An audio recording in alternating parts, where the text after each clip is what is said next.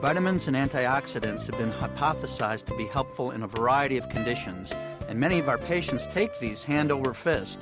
But is there really any good data about their efficacy and their safety in conditions such as cancer? You are listening to ReachMD, the channel for medical professionals.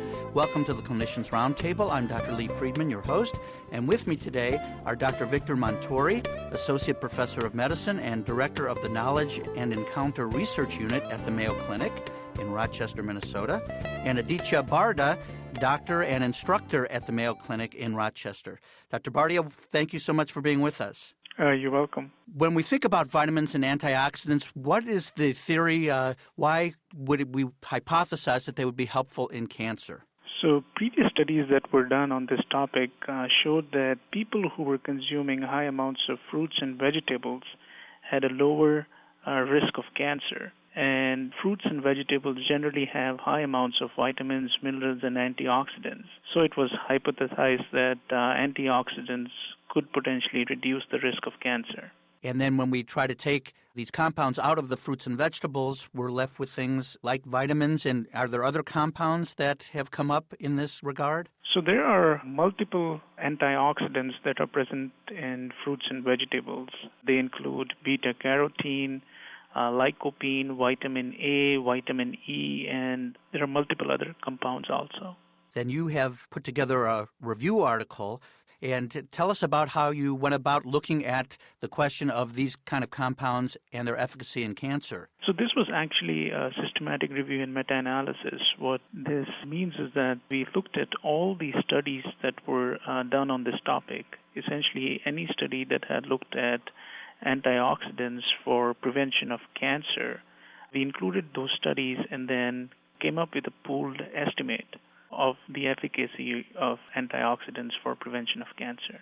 And there were specific antioxidants that came up repeatedly that had been looked at? Yeah, the three most common antioxidants were beta-carotene, vitamin E, and selenium.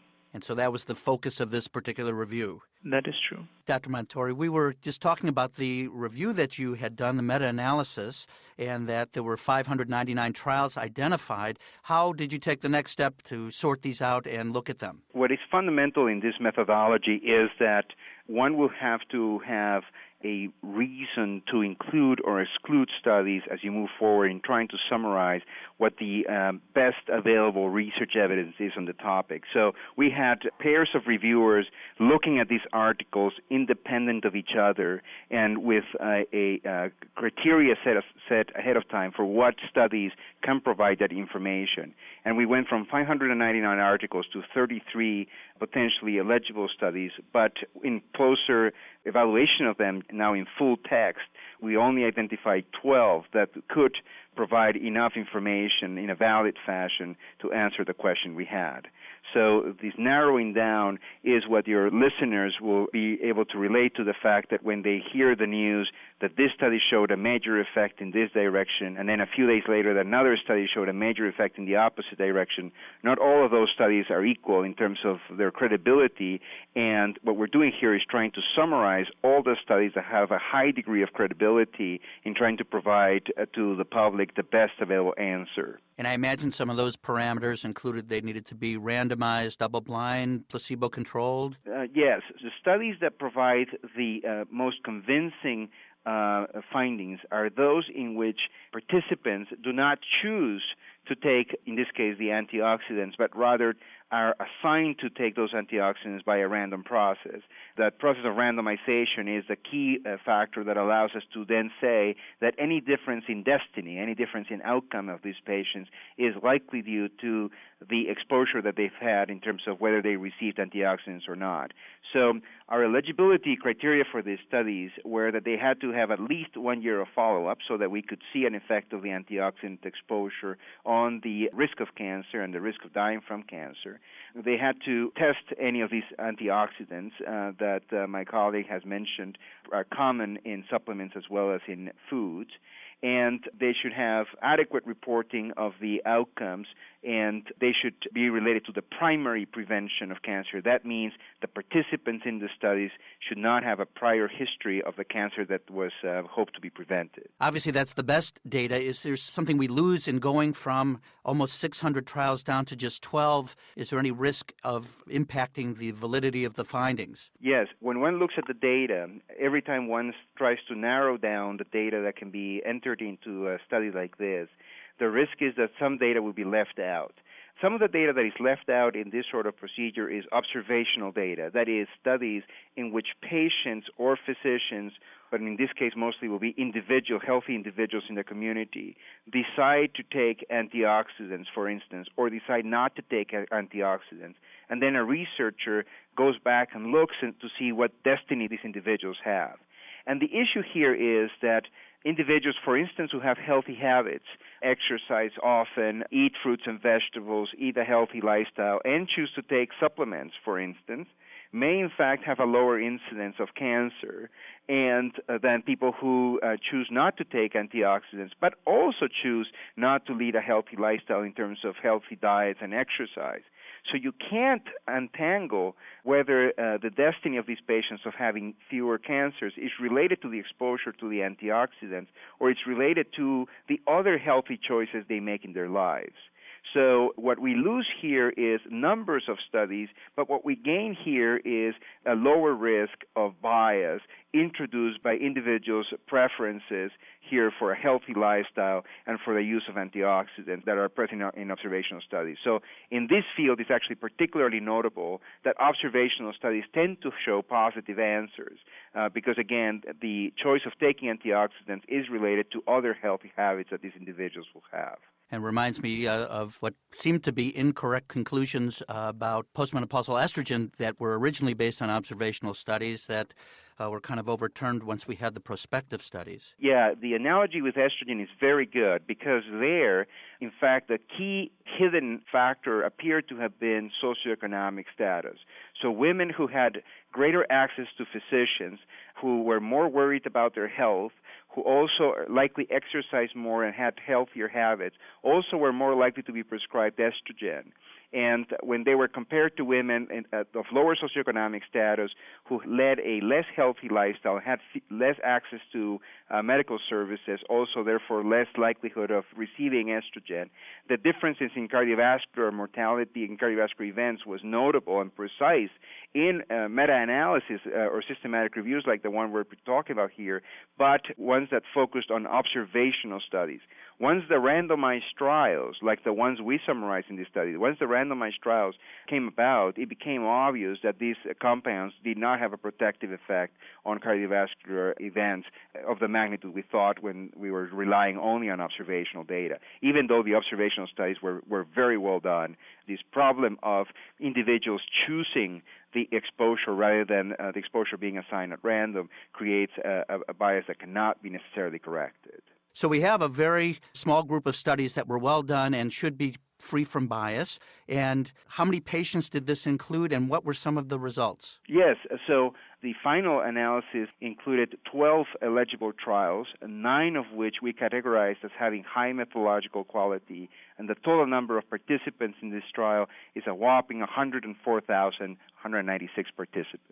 Oh, so even though we've whittled down the study, still a very robust number of participants. Yes, the precision of the findings in a review is such that we can draw inferences with confidence about the effect seen with these agents. Hi, Dr. Bardia. What did your analysis reveal? For our analysis, we included 12 trials. It was not 9 trials, but we included 12 trials. 9 of them had high methodological quality. And what these trials showed that overall, antioxidants did not have any effect on the cancer risk. Was this subcategorized by antioxidant or type of cancer? Yes, it was. So later on, we looked at specific antioxidants, and what we found was that beta-carotene was actually associated with increased risk of cancer as well as death related to cancer. Vitamin E, another antioxidant, did not have any effect on cancer risk or deaths related to cancer. And finally, another supplement, selenium, was found to have some protective effect among men. but not among women. But confidence intervals were wide, essentially suggesting that we cannot say this for sure, and further trials would be needed to confirm the beneficial effects of selenium. Was this specific for any particular type of cancer? We did look at cancer subsites, and essentially the results were similar. For beta-carotene, the cancer sites that are related to smoking, such as lung cancer or intestinal cancers, those cancers were particularly increased with beta-carotene. But for vitamin E and selenium, it didn't matter. In these trials that you identified, were the doses and the way that the participants took these antioxidants consistent? They were not identical, but pretty much similar. And we also did sensitivity analysis looking at different dosages, and the results were essentially similar. So the dosage does not seem to impact the bottom line conclusion. That is true.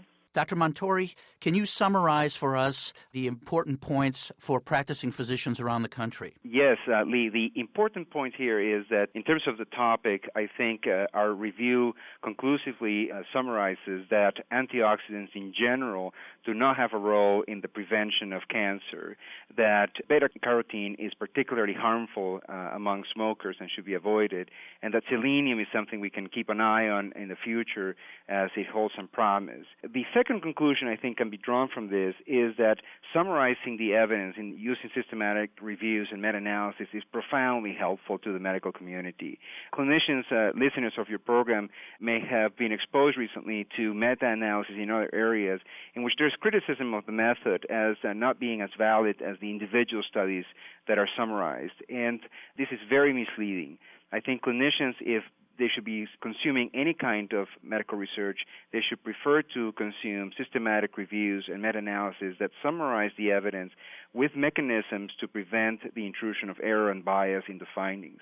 I think at the end of the day, the systematic reviews not only provide a summary that it's transparent and clear, but it's also, like in this case, very definitive in our ability to then help patients and clinicians make decisions that are more consistent with the evidence. So here again, clinicians and patients, when they're discussing antioxidants, can go back to this paper in the Mayo Clinic proceedings and discuss it together and see how antioxidants in general don't play a role, and in fact, smokers should avoid beta-carotene.